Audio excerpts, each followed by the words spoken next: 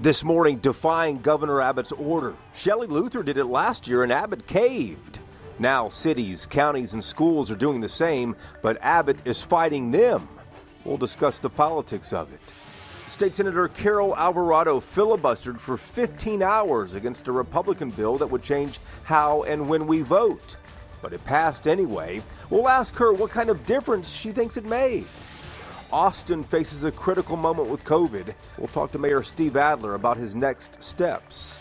And arrest warrants finally issued for the absent Texas House Democrats, but still no quorum to conduct business.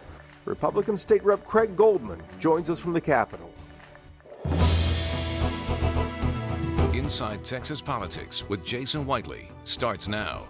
Good Sunday morning to our viewers across the state. Our program begins each week on Sunday with the top political headlines across Texas. Transportation Secretary Pete Buttigieg was in Dallas the other day. Buttigieg took a ride on a DART train to see how federal infrastructure money could be spent in Texas. The Senate passed a $1 trillion infrastructure bill, you probably heard. It was bipartisan. The vote was 69-30. Texas Senators John Cornyn and Ted Cruz, though, did not support it. It took more than a month, but civil arrest warrants have been issued for the 52 Texas Democrats who broke quorum in the Texas House of Representatives. For a while last week, though, State Rep Gene Wu, a Houston Democrat, got his civil arrest warrant struck down by a judge. The state Supreme Court, though, blocked that. And Senator Ted Cruz single-handedly, temporarily at least, killed a federal voting bill just before the U.S. Senate leaves for recess.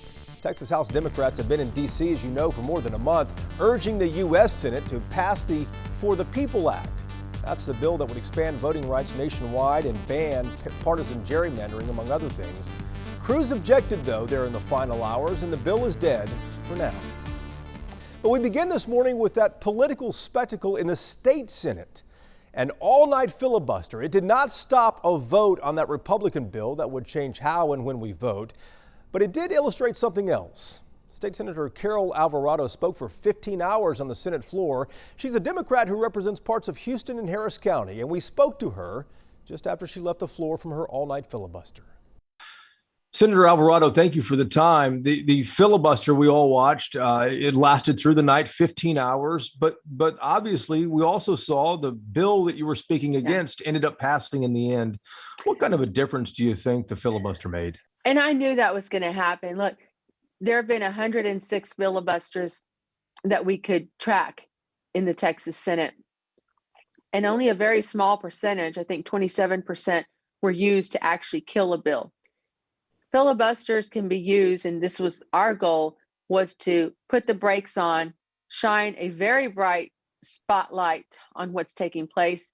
Right now, there's a lot of momentum with fighting and educating people about this bill. What was it specifically about this bill that you decided you wanted to filibuster for? Because the bill has a number of things that would change, your constituents, especially in Harris County. But what was it that drove you to this?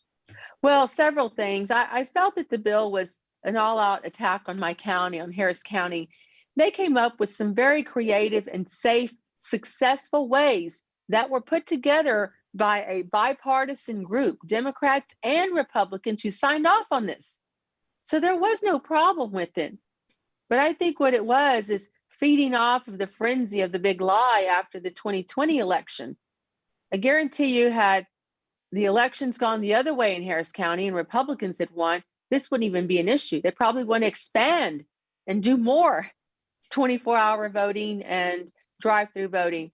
But this is manipulation from the big liar himself. So that bothered me. And the parts of the bill, the provisions that are going to make it more challenging for people with disabilities. Your filibuster, just the very fact of it in the other chamber, in the Senate, suggested to me that Democrats seem to be congealing a little more around this. Not to say that it wasn't supported, because we did see you in D.C. a few weeks ago. But my question is, at some point, the Democrats in D.C. have to return to Texas. What other options remain in the toolbox for Democrats? Well, I think many of us, 9 senators went to D.C. with the House when they left. So I think our presence there has had an impact. At least that's what we're hearing from leadership in the Senate. I know they're trying various things, and we know what happened with Ted Cruz and all of that this week. So we're hoping by putting a lot of this tension and demonstrating what we're able to sacrifice, and maybe encourage the U.S. Senate to do something. And if we had a bill that had pre-clearance in it, then that would take care of a lot of the issues that are in Senate Bill 1. Do you expect your colleagues in the Texas House who are currently in D.C., do you expect that they'll stay out this entire second special legislative session? I'm not sure. I don't know. Describe what it's like behind the scenes there at the Capitol, because many viewers might not know this, but a lot of the lawmakers, Republicans and Democrats, are friends, have known each other for a long time. Yeah. What's it like behind the scenes? Are people getting along with each other? Are you talking to the other side or what? Sure. I mean, in the Senate, for the most part, there's still a lot of bipartisanship that goes on. We sometimes socialize together, and we try to work together where possible. There's some issues dealing with higher education that I think may, get some attention down the road. That is going to be a bipartisan effort. Yeah. So we're still holding on to that in Texas, and I hope we can maintain that. Senator Alvarado, we appreciate the time. We'll let you get some rest. Thank y'all so much. Now to the explosive growth in population across our state. We just saw the final official count from last year's census, and people of color make up 95% of the state's population growth over the last decade. In fact, the Hispanic population in Texas is now nearly as large as the white population. And that could set up a political battle as lawmakers close in on redistricting. Ross Ramsey has watched these political fights play out every decade. He's the co-founder and executive editor of the Texas Tribune in Austin. Ross, good morning to you. Good morning, Jason. How are you? Doing well here. The population of Hispanic Texans is almost equal to white Texans, and that's happening a little sooner than many expected. What are the political implications of this? Well, another way into this is that people of color make up 60% of the state. And when you're drawing political maps, you have to represent the population and not the legislature. It's not about how many Hispanic legislators or black legislators or white legislators there are. It's about, are the communities of Hispanic voters, white voters, black voters represented, and do they have a chance to get their folks into office? That's going to be a big play in particularly places like Dallas, where there are big urban populations and these shifts are most pronounced. And let's talk about the Texas House Democrats. They really seem resolved in their effort to stay away from the House and kill that bill that would change how and when we vote. The House is still, what, a half dozen members or so short of a quorum? How likely is a quorum this week or this session? It's getting closer, is all you can really say. I don't know when it's going to tip and whether it's going to tip. I think going after them with state police and with, arrest warrants, which are civil warrants, they're more like, summonses, is probably hardening the Democrats' resolve here. But I think this will probably resolve pretty soon. All right, Ross, back to you in a moment. Thank you very much. Coming up, COVID has pulled up alongside voting as a critical political issue again in our state. Republican State Rep Craig Goldman on whether Governor Abbott should amend his order to allow schools to set their own rules. And several big events canceled in Austin this weekend. We have questions from Mayor Steve Adler on his plans to fight the virus surge in his city. You're watching Inside Texas Politics.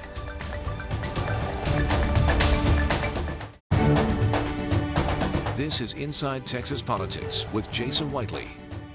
We are starting this week without a quorum in the Texas House of Representatives. Still not enough Democrats for that chamber to take up a bill that would change how and when we vote. But COVID has now pulled up alongside voting as a critical political issue again in our state. Now to a Republican voice this morning, State Rep Craig Goldman from Fort Worth. Representative Goldman, thank you for the time. I want to ask you about Governor Abbott and whether he should amend his order that's out there, the executive order, to allow school districts to make their own decisions. What do you think about that? Well, Jason, I think we absolutely now know what causes the virus. I think it's up to everybody's personal responsibility to decide if they want to put a mask on themselves or their children. Well, let me ask you about that, because there, as you know, there are more than 2 million elementary age children in the state of Texas, and they're not eligible for the vaccine. So through no fault of their own, why put them at risk with this? Well, order? they can. If they want to wear a mask, they can. If their parents want to have masks on them, they can. No one's saying not to. So that's what it comes down to. We're all educated enough now to make decisions that we feel are best for ourselves or our families. And again, that's where we fall in the state of Texas, that it's on personal responsibility and how best you want to protect yourself and your families. We all watched last year as Governor Abbott caved on Shelley Luther when she defied the governor's order. Do you think he made a mistake by setting a precedent with that? No, I don't. Look, this is the first time ever in history that anybody's had to deal with this in 100 years. So this is not easy. They're not easy decisions. He's getting the very best advice along the way and making the decisions that the governor has to make. We saw House Speaker Dade Phelan issue civil arrest warrants a few days ago for the absent Texas House Democrats. Why did that take so long? They've been gone for more than 30 days. Well, look, there's certainly been not necessarily negotiations, but conversations along the way. Certainly certain members along the way have said, okay, I'll be back in the chamber. And then some have returned, and some who gave word that they would be here decided not to. So it's come to a point to where those warrants had to be issued. Now it's on the onus of these members, who many of them are back in Texas, to do the job they were elected to do and show back up in the Texas House floor. Those who are not here, I encourage their constituents to call their offices and ask them why they're not here, having representation. There will obviously be another special session, the one that everyone expected originally, which will be about redistricting. Will that be solely, though, about redistricting, or can the governor add other things to the charge? The governor, and any special session, the governor can add anything to the agenda for the 30 days of a called special session. So that certainly will be up to him. And do you expect that Republicans might retaliate against Democrats for taking off for at least 1.5 special sessions? I don't think retaliation is the word, Jason. I think there's a frustration amongst certainly the Republican members, all 82 of us who have been here on the House floor during the first special session, or I guess there were 83 then. Now that Congressman Elsie has moved on to the other people's house, we now have 82 Republican members who are all on the House floor on Monday. And we continue to show up and do the job that we were elected to do to represent our constituents. The Democrats do not. Some are here, about 10 of them are here. And, we need, obviously, all at least 5 to 10 more to show up so that we can have a quorum, so we can do the job we were elected to do to represent the people of Texas. We'll be watching to see what happens. Representative Goldman, we appreciate the time as always, sir. Thanks, Jason. Appreciate it. In Austin this weekend, several big events have canceled themselves because of the surge in COVID cases there. Pride is postponed and a concert series delayed at states as well. This morning, Austin's Mayor Steve Adler on his plan moving forward as his city faces a new crisis with COVID. Mayor Adler, thank you for the time this morning. But let's start obviously with COVID, the critical surge that you guys are seeing in Austin there too. You have ordered that masks be worn, but you were also discussing the idea of possibly requiring vaccinations for all city employees. Where does that stand? Is that dead? Is that still a possibility or what? At this point, we're focused on the masking and voluntary businesses and otherwise with vaccinations, making sure that we keep open the possibility for people to be able to run their businesses and only invite vaccinated people to come in. So we just did a masking policy with respect to our schools and also for city facilities. Mayor, we saw that disturbing story in the Austin American-Statesman about several restaurants in Austin that wanted to require vaccinations for patrons, and they got a call from the Texas Alcoholic Beverage Commission reportedly threatening to pull their liquor license. That sounds retaliatory to me. What's your take on that? And to your knowledge, did that really happen? It seems insane to me. Here's a private business that is trying to protect its customers and its employees. I feel like we're here fighting as hard as we can, not only to keep the community safe, but to keep our economy open. And the governor is not helping us do that. Quite the opposite. I think the governor is working against us, and I don't understand that, because if you're driven by the data and the doctors, if you are really trying to keep the economy open, you would let private businesses make these calls. You would let concert promoters like Lollapalooza only bring in people that are vaccinated. I heard the reports for that were really good. They had, 100 more thousand people there and only 200 cases. Why aren't we encouraging and demanding that kind of thing to keep our economy open? The governor's not helping, and it's going to be really hard to keep economies open unless we change policies. Mayor, last time we spoke with you, you said that Austin City Limits, which will be in October, is still on board to have a regular event like it has every year. Have you spoken with organizers since then about potentially changing that? We were in conversations with the organizers, with our health authority, and we're talking about what are the protocols that can be implemented in order to keep not only the people that go safe, but to make sure that there's not a surge of people headed to our ICUs as we head into winter. And as we look at this Delta virus going all across the country, we're going to have to figure out how you do events and activities and run an economy in a Delta world. And we see that happening in a lot of states right now that are just as this virus adapted, they are now adapting to respond to that virus change. Other states are doing it across the country. Ours is not. And that is a big concern. Mayor, good luck to you and your city right now. We appreciate the time. Appreciate it. Thank you. It's not just the city of Austin, but Austin ISD was one of the first to defy the governor's order. Dr. Stephanie Elizalde, the superintendent, is one of our guests on an emergency episode of our political podcast called Y'all-itics. Elizalde said school officials are, traditionally rule followers, but they had no choice, she says, with this one, as COVID cases are rising and thousands of elementary students remain ineligible for the vaccine. Superintendent at Northside ISD near San Antonio joined us as well, and he explains why he chose not to follow the same path. If your phone is handy, aim its camera at the QR code there on your screen. It will take you directly to this episode. Remember, brand new episodes, new in-depth interviews come out every week. Now to the politics of all this. Does Governor Abbott have a way out as cities and counties and schools resist his order? Or is this exactly what the governor wants? We're going to explore that coming up next on the Roundtable. Time now for Reporters Roundtable to put the headlines in perspective. Ross Ramsey is back from the Texas Tribune in Austin. Bud Kennedy is here from the Fort Worth Star-Telegram. And Bernadine Steptoe is a political producer at WFAA in Dallas and joins us each week for this segment. Ross, as always, let's start with you. And we really watched the resistance fight back last week. Cities, counties, school districts, all of them, revolting against Governor Abbott on his mask order. Does the governor have a way out here? Does he want a way out, or is this exactly the fight he wants? Well, I don't know if he wants a way out. I think the courts could give him a way out. This is coming to a collision because the pandemic is reaching a crescendo even as schools go back in. And those two things are making this a really hard thing. There are a lot of lawsuits around the big school districts. The courts could get Abbott out of this. And Bud, let me ask about that. Is this a fight legally that cities and counties and school districts can actually win?